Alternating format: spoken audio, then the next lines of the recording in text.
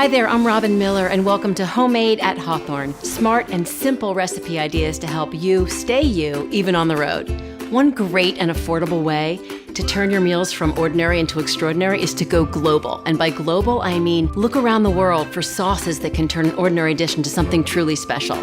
Great sauces include this Malaysian sambal, French tapenade, Indian or English chutney, Korean gochujang, and this North African harissa.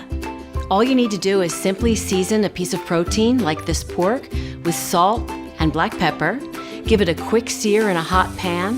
When they're golden brown, just like this, just top them with your favorite sauce. And I love the way harissa goes with these pork chops. And then I love to top fish with chutney, either Indian or English chutney. Look how beautiful that looks. And for this chicken, Malaysian sambal is just perfect. See how easy it is to go global at Hawthorn Sweets by Wyndham? For these and other travel-savvy recipes, go to hawthorn.com/homemade.